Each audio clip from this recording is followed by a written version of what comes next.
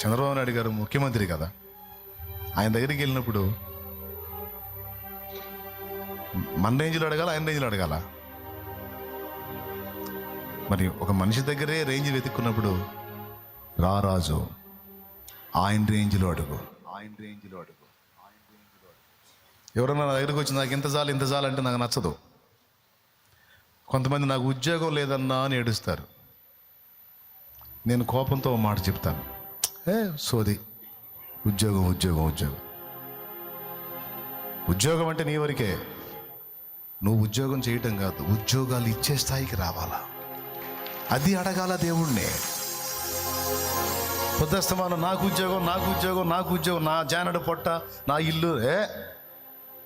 నువ్వు దేవుని ముందుకు వచ్చినప్పుడు ఆయన రేంజ్లో అడుగు.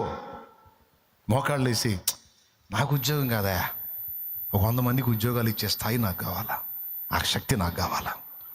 నా ఒక్కడి కడుపు కాదయా, 100 మంది కడుపులు నిండాలి, 100 కుటుంబాలు బతకాలి.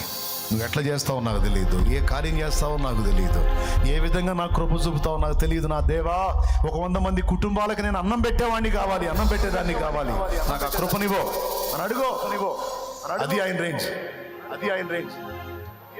అరే ఆయన దగ్గర పోయి పొద్దుస్తమా నాకు ఉద్యోగం నాకు ఉద్యోగం నాకు, ఎప్పుడు డెవలప్ అవుతారు?